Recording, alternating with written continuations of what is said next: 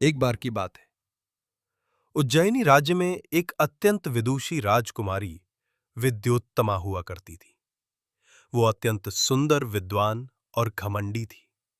उसने प्रतिज्ञा की थी कि वो केवल उसी पुरुष से विवाह करेगी जो उससे शास्त्रार्थ में विजय प्राप्त कर सके। राजा ने राजकुमारी के विवाह हेतु एक सभा आयोजित की, जहां अनेक विद्वान शास्त्रार्थ हेतु आए, परंतु विद्योत्तमा ने उन्हें परास्त कर दिया। इससे आहत होकर राज्य के कुछ ब्राह्मणों ने एक योजना बनाई। उन्होंने सोचा, यदि हम किसी मूर्ख से उसका विवाह करा दें तो उसका अभिमान टूटेगा। वे एक दिन एक जंगल में गए और वहां एक वृक्ष की डाली पर बैठे एक चरवाहे को देखा। वो था कालिदास, जो पूरी तरह निरक्षर और भोला था। ब्राह्मणों ने उसे साफ सुथरा कपड़ा पहनाया, उसके हाथ में पुस्तक दी और बिना एक शब्द बोले उसे सभा में ले आए।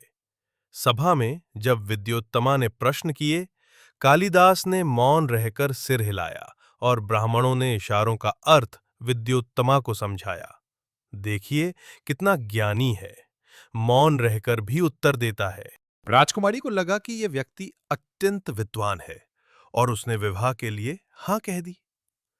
विवाह के बाद जब विद्योत्तमा ने कालिदास से संस्कृत में बात करनी चाहिए, तब वो मौन रहा। जब उसने उनसे कुछ लिखने को कहा, तब भी वो असमर्थ रहा। तब जाकर विद्योत्तमा को सच्चाई का पता चला।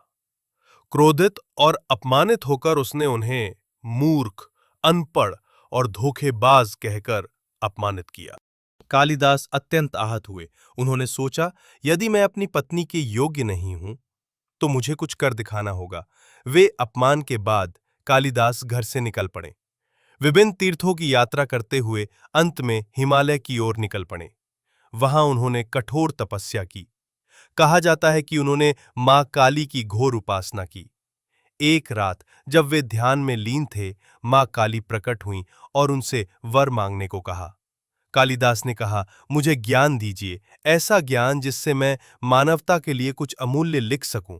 जब कालिदास एक महान कवि के रूप में प्रसिद्ध हो चुके थे, वे वापस अपने नगर लौटे। कई वर्षों बाद उन्होंने विद्योत्तमा के सामने अपनी रचनाओं का पाठ किया।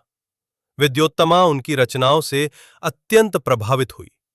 जब उन्हें पता चला कि यही उनके पूर्व पति हैं, तो वे लज्जित होकर रो पड़ीं और क्षमा मांगी।